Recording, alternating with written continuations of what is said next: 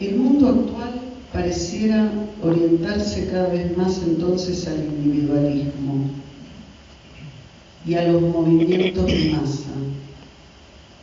Multitudes detrás de alguien que escribe una verdad absoluta.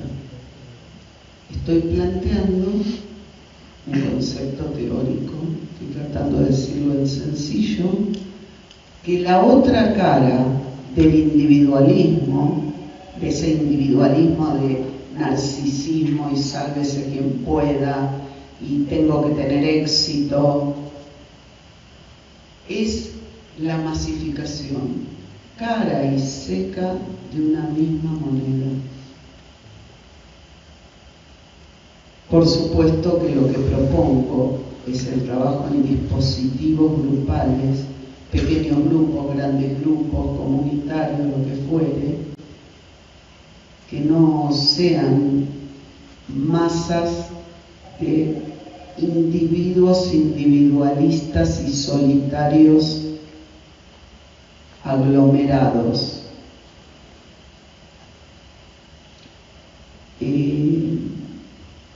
En un mundo algorítmico y de verdades absolutas, tiempos de guerra, de destrucción, inclusive de un agotamiento del planeta, tema que no sé si acá en Neuquén es un tema de agenda. Yo estoy bastante conectada con el tema de qué estamos haciendo con el planeta, ¿no? Bien, decía que en un tiempo de agotamiento del planeta y ante resurgimientos de una pasión por lo totalitario y ante la explosión de movimientos religiosos en derredor de alguna iglesia, cuando no de una idea, creo que la soledad es un tema en el que vale la pena detenernos. Gilles Lipovetsky, habla de un individualismo extremo al que él llama personalista. Dice que el mundo actual es un mundo, no sé por qué le dice personalista más que individualista.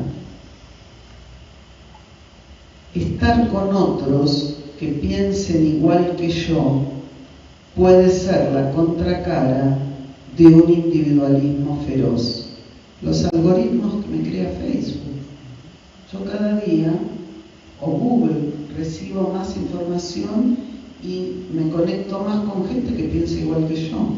Ni yo misma sé lo que pienso, pero pareciera que pensamos lo mismo.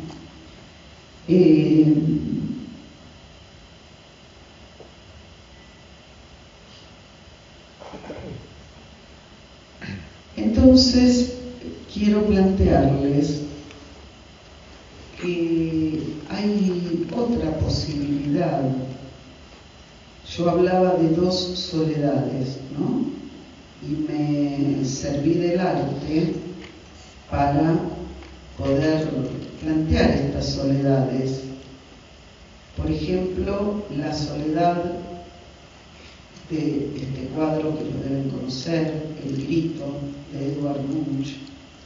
Es un cuadro desesperado. Acá lo tienen de nuevo. Es desesperante ver el grito. Él lo llamó El grito. Es un pintor noruego. Pero ustedes ven el grito. ¿Quién escucha ese grito? No hay quien lo escuche.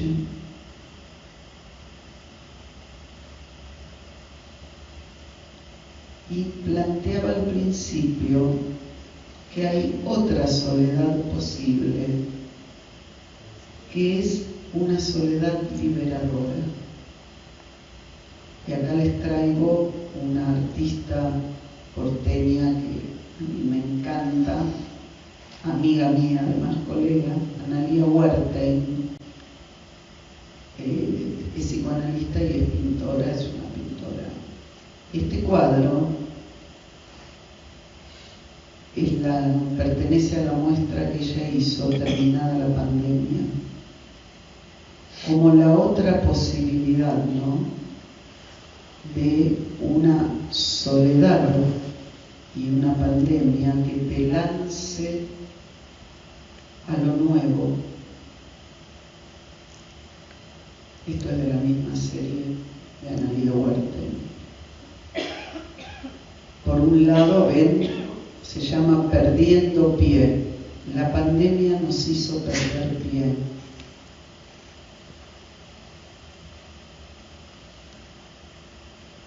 Bien.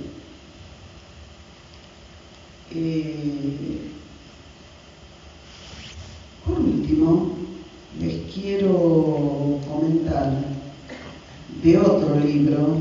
No, primero les quiero comentar otra cosa, pues yo les estoy preguntando todo el tiempo, ¿qué hacemos quienes tenemos a cargo curas, o sea, clínica, encuentro con pacientes, instituciones, dispositivos, políticas públicas o estrategias en salud y en salud mental?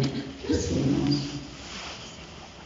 Les cuento que en Londres, en el 2018, se creó el Ministerio de la Soledad. ¿Ustedes lo sabían? En Alemania también, actualmente. En Bélgica hay una Secretaría de la Soledad. En Londres, desde 2018, hay un Ministerio de la Soledad para combatir ese flagelo.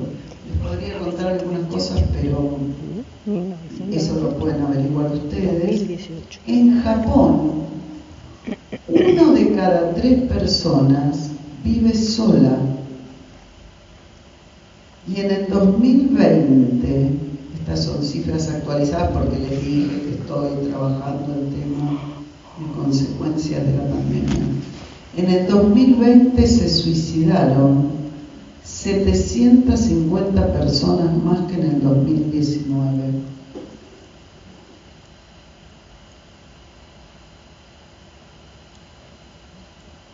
En Japón, unas 30.000 personas al año mueren solas en su casa. O sea, nadie se entera. Nadie se entera qué pasó con esas personas, porque están solas en el mundo. Nadie las reclama, salvo por ahí algún vecino, un portero. En Bélgica pasa lo mismo. La gente está muy sola.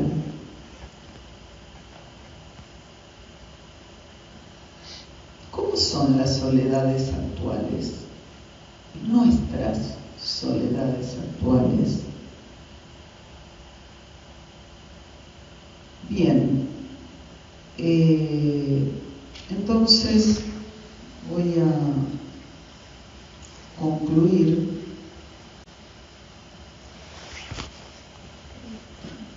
con un libro que también les recomiendo, de alguien que me encanta, que es Pascal Quignard, que se llama Comunidad de Solitarios. Es una belleza. Y él cuenta la idea de comunidad de solitarios, yo la saqué de ahí, de Pascal Quignard, no la inventé yo. Es un librito muy poético. Y él cuenta en primera persona la soledad que él sintió el día que su hermana decidió irse a un convento Él vivía en Francia y su hermana decidió hacerse religiosa e irse a un convento. Es estremecedor el relato de Pascal Quignard sobre aquel día en que él era un chico y la hermana se fue a un monasterio. Y entonces dice Pascal Quignard, con la sensibilidad de un poeta, dice que a veces vivimos en los monasterios sin darnos cuenta, como su hermana, y vivimos en ese monasterio sin saberlo, encerrados. Y dice Pascal Quignard, bueno, pero estar solo, uno nace solo, uno muere solo. Es todo un tema, ¿eh? Uno sueña solo.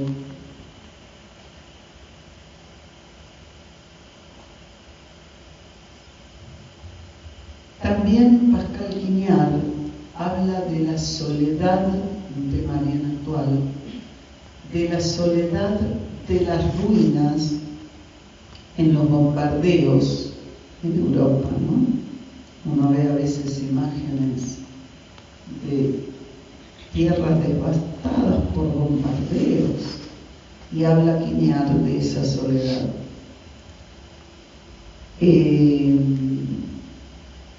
Pero también Pascal Quignard habla de la dulzura de la soledad, cuando uno se encuentra con un libro o cuando uno se encuentra con la escritura. Fíjense ustedes qué dificultad tienen los chicos adolescentes post pandemia, ni les cuento, ya se deben haber dado cuenta, pero antes también. Pero post pandemia es tremendo la soledad que tienen, valga el lapsus, la dificultad que tienen en sentarse a leer.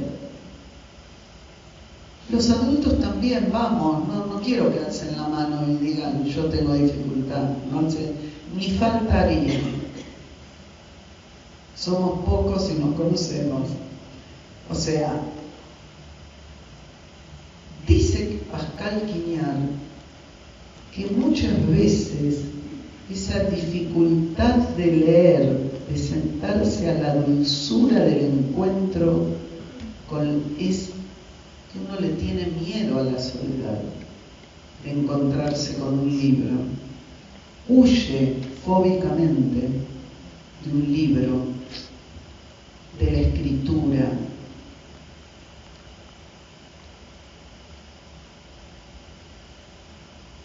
Bueno, entonces, nada, me gustaría que conversemos, si tienen ganas, unos minutos.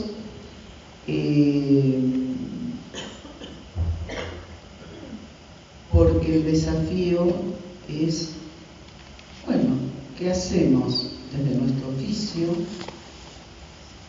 para propiciar espacios habitables? Cuando dije oficio me acordé de alguien muy querido para mí, que por ahí en el sur lo conocieron, que fue Fernando Ulloa. Yo trabajé con Fernando. La verdad que se lo extraña. Se lo extraña, Fernando. Y Fernando Ulloa nos decía dos cosas. Siempre nos las repetía. Fernando decía que el desafío era producir subjetividad aún en la numerosidad social. Producir subjetividad, la dignidad de lo subjetivo, que no quiere decir lo individual,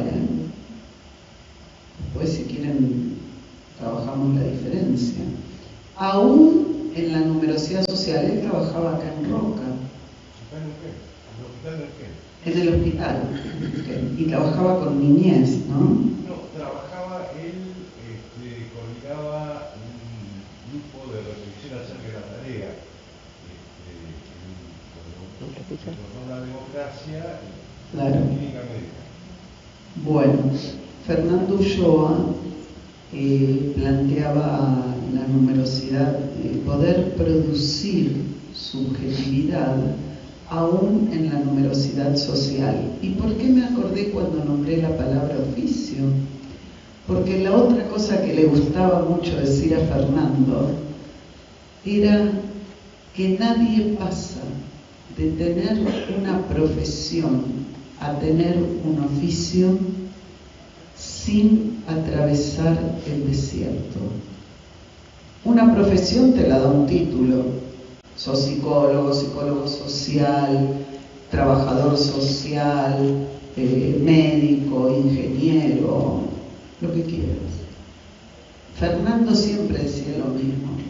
No es lo mismo tener una profesión que tener oficio. Hay muchos profesionales que no tienen oficio. No tienen esa sensibilidad y ese saber hacer que te va dando la experiencia. Y el poder no ser necio, decía Fernando Ulloa. Como decía, el poder soportar las astillas del ser. ¿No? Que uno no quiere cosas que le incomoden. Y bueno, nada, me parece interesante y ojalá podamos, y me parece que el Instituto Austral en este tipo de convocatorias, tal vez, y la Fundación Austral, tal vez sean propuestas que acompañen en el desierto. Si quien tenemos una profesión y queremos tener un oficio, nos animamos a atravesar el desierto. Y me parece que propuestas como estas acompañan a esa soledad, ¿no? Bueno, eso.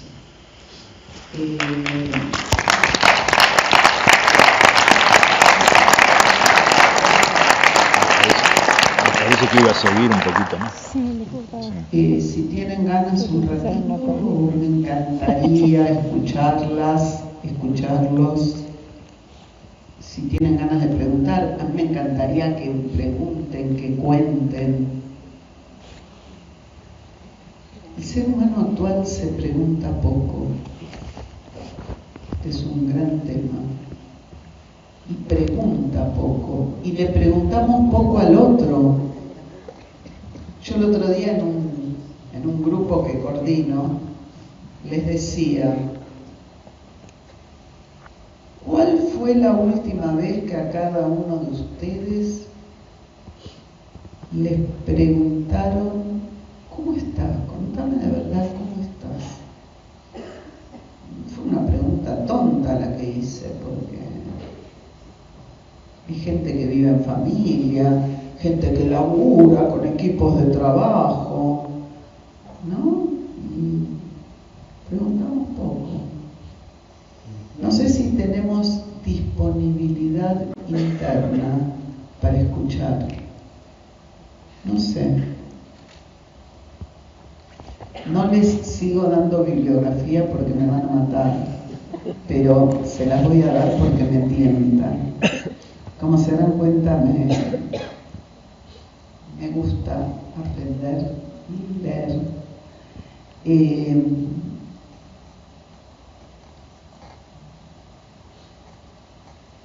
Cuando Ulises volvía a Ítaca a buscar a Penélope, ¿vieron Penélope? La de Serrat, la del nano, la Penélope.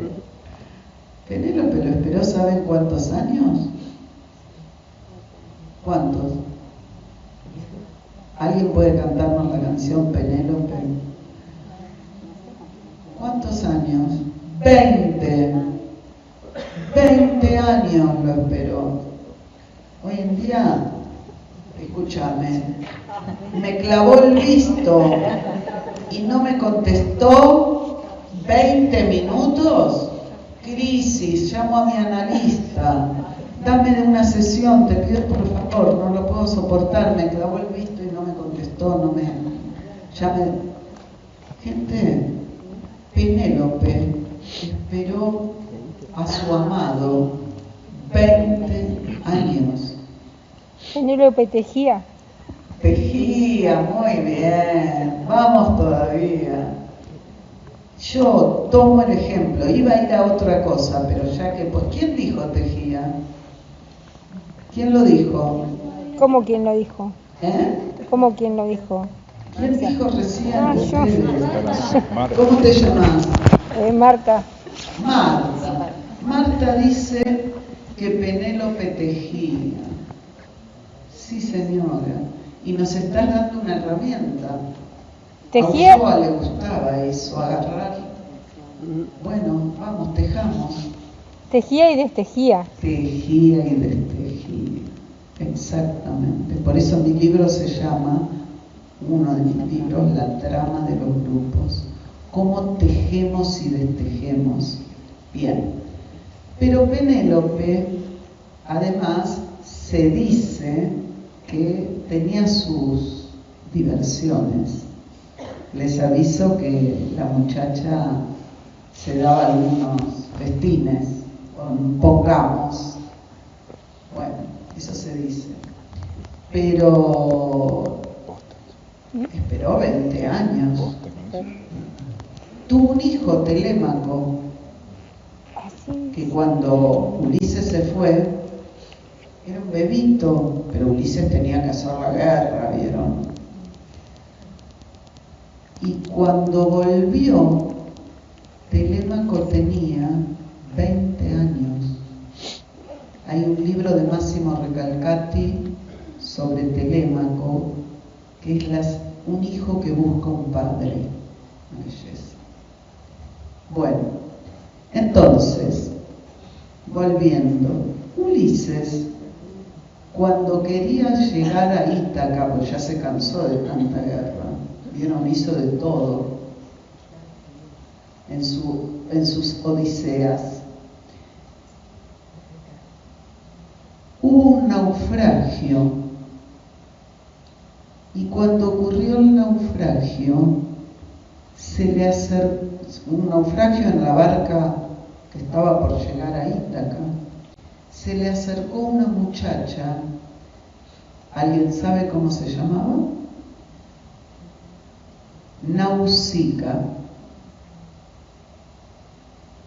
Nausica era una muchacha que estaba ahí en una isla griega, y vio que bajó alguien de una barca desnudo, y hay una escena muy bella donde cuenta cómo esta Nausica, que era la hija del rey, que estaba ahí junto a la orilla, a la costa, no se asustó de la desnudez de Ulises y le pidió que le cuente su historia. Es muy bello todo ese relato, ¿no? De cómo nosotros nos posicionamos ante la desnudez, metafóricamente hablando, del otro. ¿Qué nos mueve? Bueno, el relato el encuentro de Ulises con Nausica es bellísimo. Porque ella inocentemente, ¿no? Le preguntó: ¿qué te pasa? ¿Estás acá tirado solo en una playa? Bueno, ¿qué más? Entonces, antes de cerrar, comentarios, preguntas, sí. Vení para acá. Sí, pero vení. Dale. Dale. Vení, te doy el micrófono.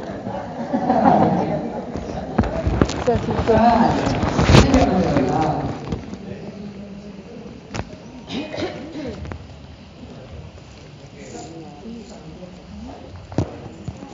Pablo, la pregunta tiene que ver con los grupos. ¿Cómo están los grupos hoy? ¿Cómo producir ese efecto de revinculación? ¿Cómo tan interesante? ¿Cómo ves los grupos? ¿Cuáles son los? ¿Cómo producir salud grupal, digamos? ¿No? Que los grupos estén vitalizados, con un horizonte claro, que la gente pueda resolver sus conflictos. ¿Cómo lo ves viniendo? Nos va a contar. Pablo Nos va a contar. No, distintos grupos, equipos que no son equipos, necesitan serlo para poder cumplir una tarea, o gente que tiene conflicto y necesita ponerse de acuerdo no era otra cosa. Y me daba mucha curiosidad cómo vos los estás viendo después de naufragio. Muy buena la pregunta. ¿Alguien más? Ahora te puedo decir mínimamente. ¿Qué más? ¿Algún comentario? Sí. Es que el micrófono ya se empieza a mover la cosa. Me llamo Gustavo. Antes que nada, muchas gracias. Y fundamentalmente me posicioné desde el arte. Yo escribo desde que aprendí a escribir. Tuve una historia un poco particular. Reencontré después de 40 años a mi familia y son todos artistas en distintas partes del mundo, escultores, escritores, músicos.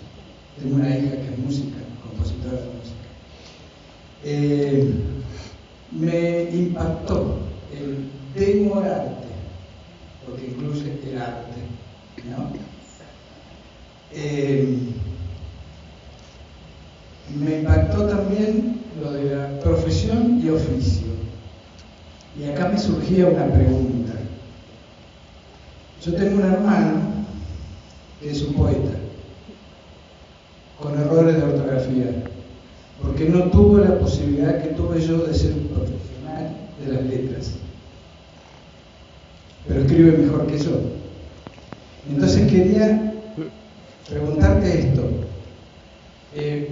¿Puede, digamos, existir sin la profesión el oficio? Digamos, los dos escribimos. Yo escribía desde niño. También puedo decir, no sé, no quisiera ser presuntuoso. Fui poeta antes de haber estudiado letras. Él es poeta sin haber terminado la secundaria. Y me quedó dando vuelta a esto, el oficio y la profesión. Puede ser que en el alma, en el interior del ser humano, esté innato el oficio. ¿Qué más? Yo quiero que circule la palabra, se dan cuenta, ¿no?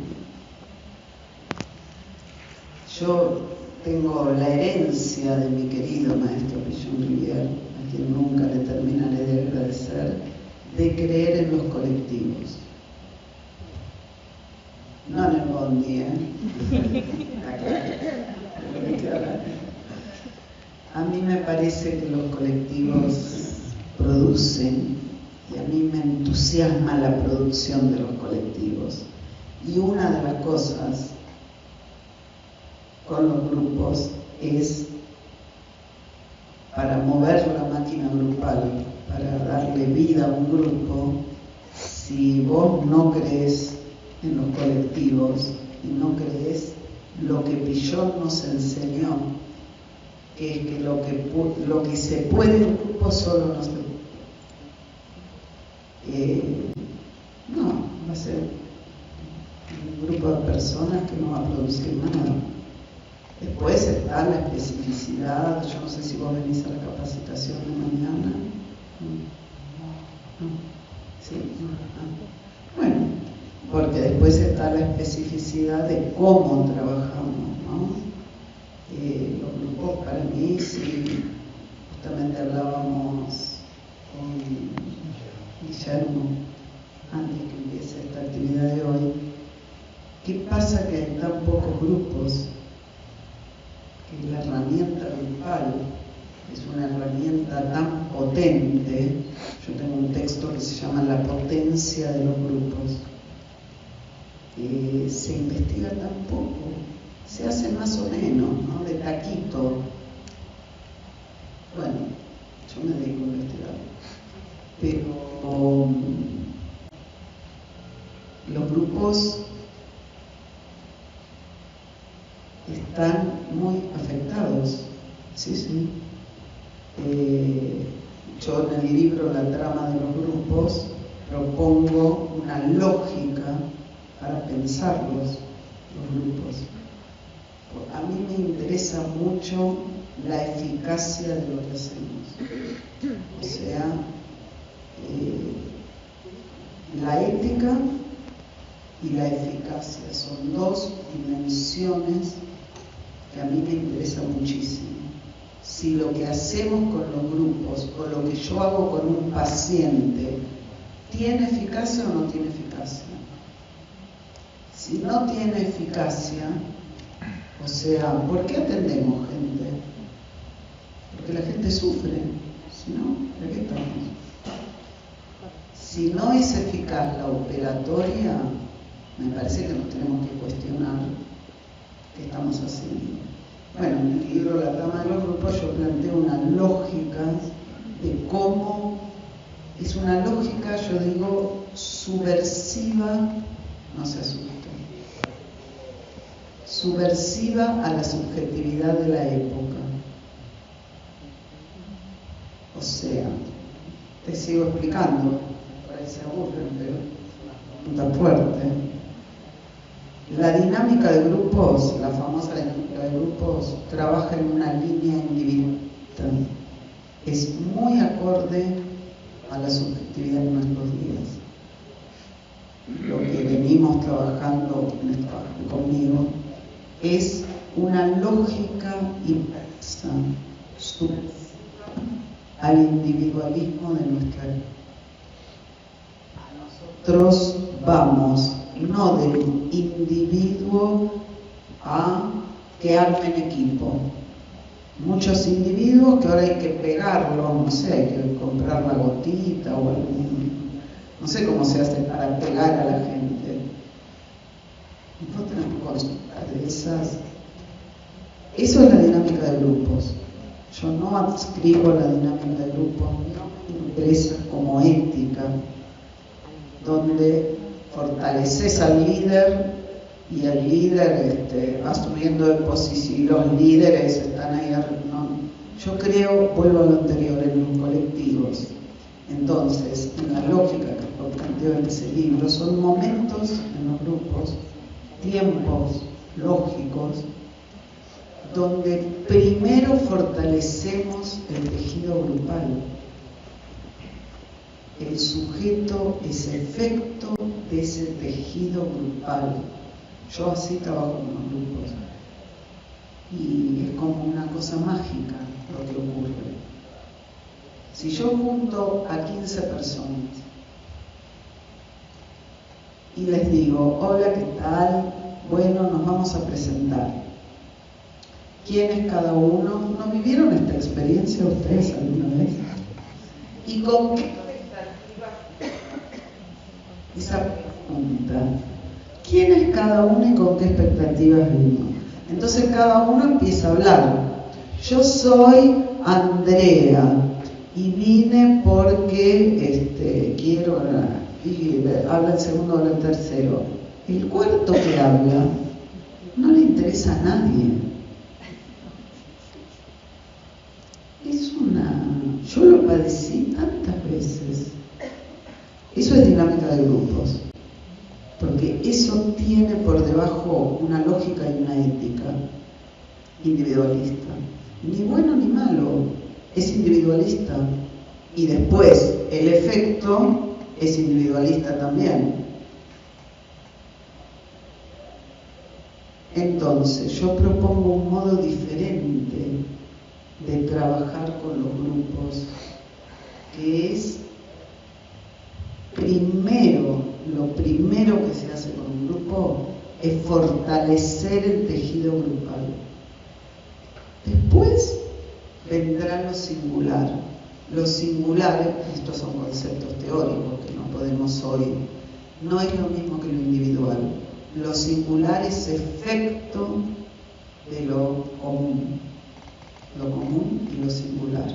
Bueno, es otro modo de trabajar con grupos.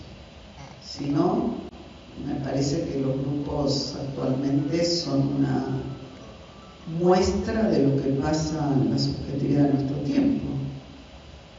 Todo muy bien, pero a niveles de hipocresía y de moverle el piso al otro tremendos. Entonces, y es otro modo de trabajo que me parece que es bien interesante, porque bueno, al menos nos consultan muchísimo cuando se les agotan los gurúes de la dinámica de grupos. Sí, espera que le quería contestar a él del oficio. Y te estoy hablando de distintos dispositivos grupales, grupos de reflexión, grupos terapéuticos, talleres de arte, talleres de escritura, cualquier tipo de grupo. Equipos de trabajo en empresas, equipos en la política. Nosotros trabajamos con distintas problemáticas y en distintos ámbitos con dispositivos grupales. Trabajamos bastante con todo lo que es adicciones y problemas, por ejemplo, en Buenos Aires, no sé, acá se está trabajando mucho el tema de trastornos de la alimentación. Yo estoy trabajando en una diplomatura en la Universidad de Belgrano, grupos en la problemática. Soy invitada, no es que me dedico a eso, pero hace años ya que estoy invitada a hablar en la Universidad de Belgrano, en la diplomatura de trastornos de la alimentación, que son profesionales del Favaloro y del Hospital Durán de Buenos Aires, los que tienen esa diplomatura, sobre la eficacia de los grupos en trastornos de la alimentación gravísimos, anorexia, bulimia gravísimas, obesidad mórbida, bueno, en fin. La eficacia de los grupos en ese trabajo. Pero bueno, es otro modo de trabajar. Con respecto al oficio, la palabra oficio, Fernando Ulloa, la tomaba de los talleres artesanales de la Edad Media. El viejito relojero le enseñaba al nieto o al hijo, y eran todos relojeros. El aprendiz. Estaba el oficial y el aprendiz, como dice Guillermo. El oficial y el aprendiz. Era un tiempo en los talleres artesanales en que se aceptaba que hubiera un maestro. Otra vertiente en la que no voy a entrar ahora, que ocurre con el desfallecimiento de esos lugares, pero bueno, no me voy a meter ahora. Pero la palabra oficio no viene de la facultad ni de... viene de los talleres, así la tomaba Fernando Ulloa, de los talleres artesanales previo a la revolución industrial, a la era industrial, donde se iba transmitiendo transmitiendo un oficio. En el hacer vos ibas aprendiendo. Y lo que Fernando subrayaba era que había muchos profesionales sin oficio. Más allá de la legalidad de la profesión, obvio, no se refería a eso Fernando Ulloa. Lo que decía es que a él le preocupaba que muchas veces, por no atreverse a atravesar ese desierto, el profesional no adquiere oficio. Hace como que, pero no se mete en el barco. Pillon Rivière, si alguien acá ama a Pillon Rivière como yo, Pillon Rivière era un psicoanalista barrero. ¿Saben por qué? Porque no necesitaba que jugar al fútbol en un campo limpito y prolijito.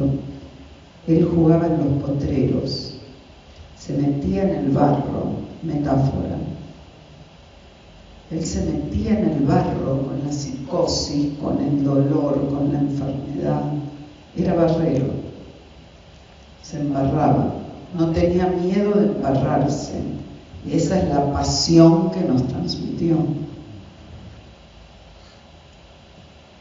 ¿Qué más? Sí. Ahora que dijiste pasión, ¿no? Me llamo José. Gracias, Graciela, por estar acá. Muy importante para nosotros. Bueno, me resonaba mucho todo lo que dijiste de lo siniestro, el desamparo, convivencia. De lo primero que quería compartir es mi vivencia entrando al hospital de día y estaba trabajando en la cocina durante la pandemia y estaba todo gris. Yo me aislé un tiempo con el tema de edad, después volví rápidamente porque me iba a volver loco a mi casa, especialmente porque todavía el Zoom estaba recién iniciando y era, bueno, reunión de equipo. Y me acuerdo que fue una vivencia de desamparo y lo siniestro. Estaba gris porque ese lugar había tenido color. Y recuerdo en una reunión de equipo, apenas pude retornar, que me dejaron volver para no matarme, sería para cuidarme, para guardarme. Mayor de 60, etc. Y planteé acá me acordé de la película, esto de Mojo, ¿no? De Austin Powers, una película cómica. Me faltaba color, faltaba sabor, faltaba aroma, faltaba todo eso. Y creo que uno de los grandes desafíos fue ese. Y un poco el planteo metafóricamente, bueno, el gran desafío que se nos plantea en esos momentos era pensando el alma o la mismidad del ser como un diapasón. Entonces, ¿cómo hacer para que vibre el diapasón? Porque no era simplemente hola, bueno, ¿qué tal? Venís a tratarte, inclusive entre nosotros mismos. Esa es un poco la reflexión, la confirmación de tu planteo. Y ahora me olvidé porque había hecho la pregunta. ¿Qué pregunta quería hacer? Pero estaba vinculado a lo último que dijiste. A ver qué era la pasión. Luego la pasión. Pasión. ¿Cómo recuperar la pasión? Esa es la pregunta. El que tenga la respuesta, miren, dice Lacan que en el seminario 22, RSI, para ver si hay algún estudioso de Lacan, dice que un analista tiene que despertar al sujeto y dice que somos imbéciles mentales. A mí me encanta, es muy desparpajado. El tipo decía cualquiera, era Lacan, y decía, somos todos imbéciles mentales. ¿Qué es la imbecilidad mental? Dice en esa clase. ¿Qué es la imbecilidad mental? es la tendencia a la inercia que tenemos los seres humanos, la falta de pasión, exactamente. Y si trabajamos en salud mental, estamos convocados a despertar la pasión, por supuesto. Hay un concepto teórico en psicoanálisis que se llama el deseo del analista. Es un concepto. Si quien coordina un grupo, una institución, no está articulado al deseo, está más bien en la inercia,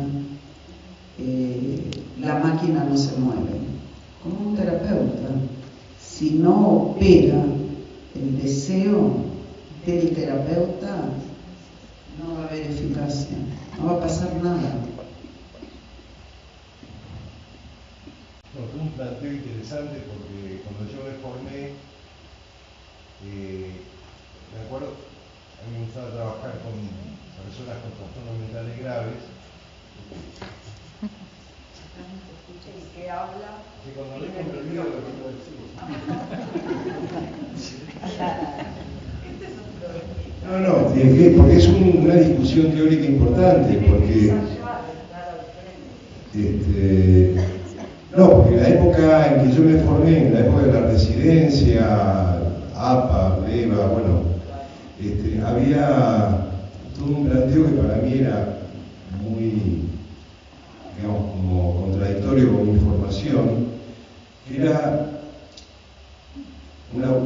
yo pasé un mal momento por haber dicho algo que sentí y pensaba, que era que yo quería a mis pacientes.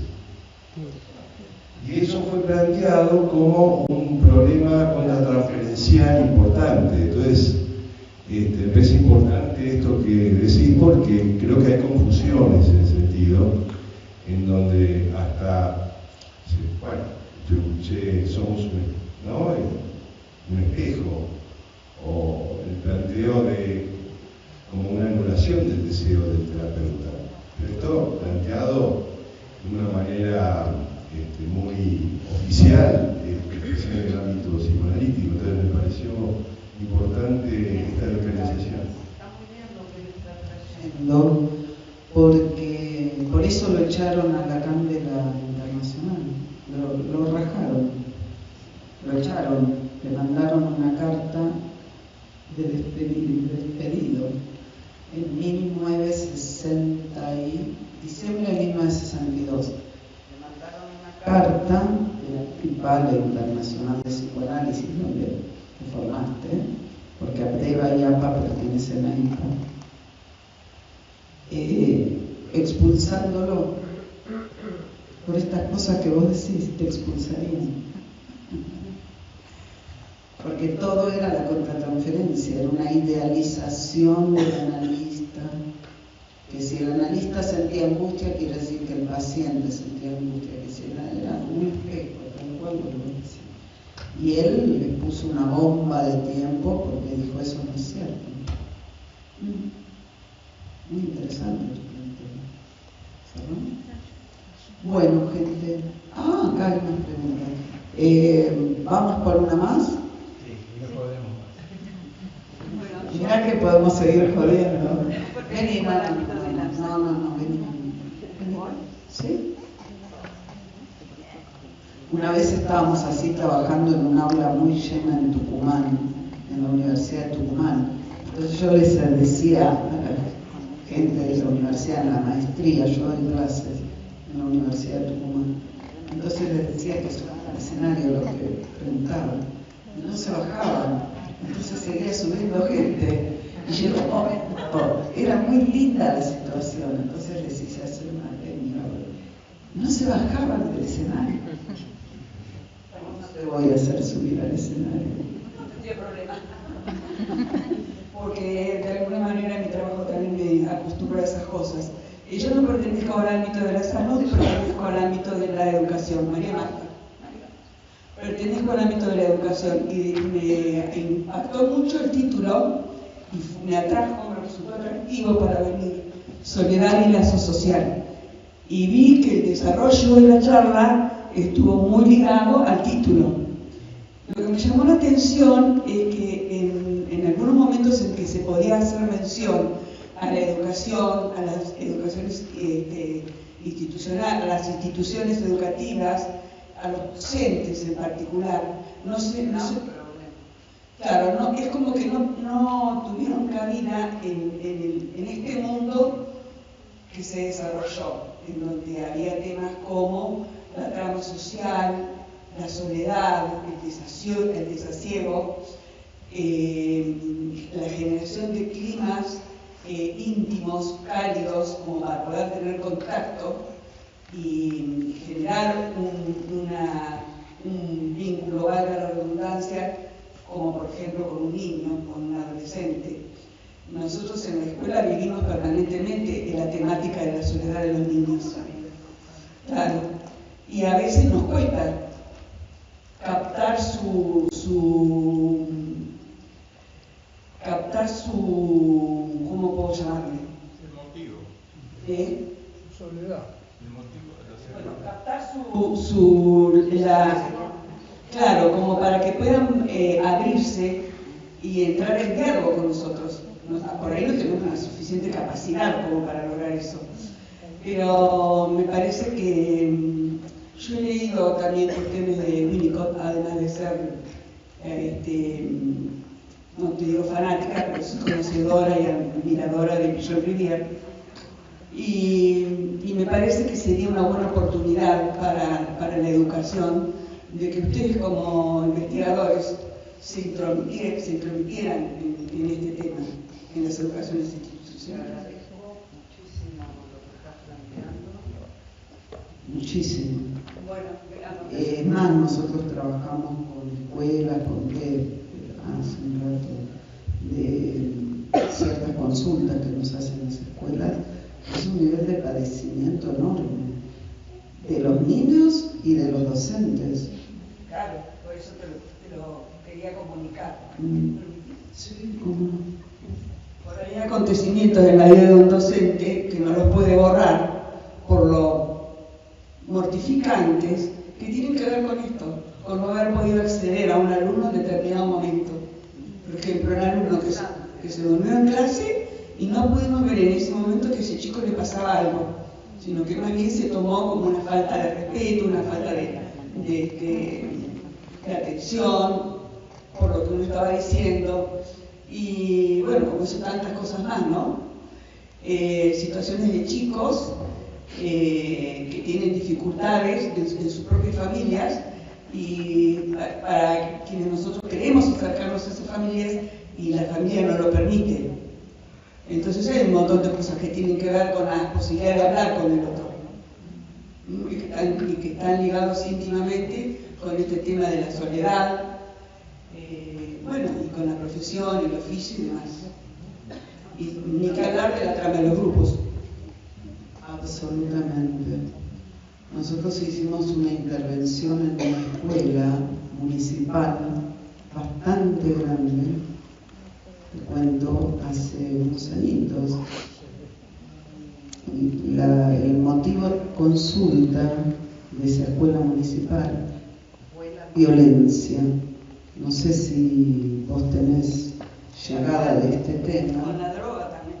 La violencia entre los chicos. Y la directora decidió hacer la consulta el día que en un recreo un niño le rompió la clavícula a otro. Vino la policía, la ambulancia, con lo cual la directora se asustó mucho. Bueno, hicimos una intervención. Les cuento para que... No, perdón, la palabra que no me salía era confianza. Despertar confianza y lograr confianza en el alumno. Ah, mira. Claro. Exactamente, es una palabra muy importante. Hicimos una intervención, digamos, trabajamos con los niños y las niñas de sexto y quinto, que había sido el grupo de chicos donde había habido este problema. Trabajábamos con los chicos, creo que séptimo también, yo no me acuerdo. Trabajamos con los chicos, quiere decir que íbamos y hacíamos quincenalmente talleres con los chicos. Pero también, y eso también yo lo aprendí con Fernando Ulloa, la mortificación de las instituciones, el padecimiento. Hicimos una intervención con los otros estamentos de la escuela. Entonces trabajábamos, por un lado iban coordinadores y trabajaban con los niños y las niñas. Por otro lado, trabajaban con los docentes. Ahora nos encontramos con un problema. Nosotros entusiasmadísimos, todos, preparando cómo íbamos a trabajar. Los docentes no querían ir, porque son problemas reales, cotidianos. No era un horario, o sea, se tenían que quedar una hora, y los docentes no querían. Entonces esa fue la primera dificultad que tuvimos en la intervención. No aceptaron que comenzara. Entonces tomamos una decisión que fue muy interesante, que es que íbamos a adaptarlo, era trabajar con los docentes en la sala de maestros en las horas que tenían libres. Entonces cambiamos totalmente la intervención. Tener oficio es atreverte a inventar. Entonces trabajamos con los docentes, pongamos turno mañana, en la hora tales había 8 o 10 docentes en la sala, perfecto. Ahí hacíamos un taller, una horita, entonces no era un horario extra. Bien, trabajamos con los talleres, con los docentes. Y finalmente, lo que yo les propuse a los directivos de la escuela que me habían convocado, es que lo que venía a continuación era trabajar con el equipo directivo. O sea, la pirámide de Fernando Ulloa, ¿no? Los estamentos. Entonces, empezamos a trabajar con el equipo, que era directora turno mañana y tarde, vicedirectora turno mañana y tarde, y secretarias turno mañana y tarde. Y nosotros que éramos quienes dirigíamos esta intervención.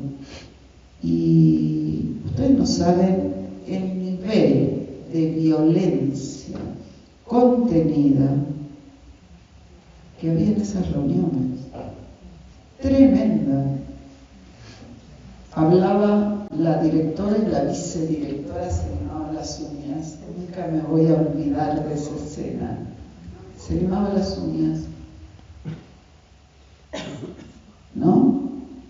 Bueno, entonces fue una intervención bien interesante porque nos dimos cuenta, hicimos un diagnóstico, porque por más que siguiéramos trabajando con los chicos, las chicas, y que bueno, que Ulloa dice que las instituciones son como pirámides y que hay conflictos en el vértice de la pirámide que se reproducen en la base de la pirámide. Ese es un planteo básico cuando Fernando Ulloa empezó a trabajar H8 con las instituciones, ¿no?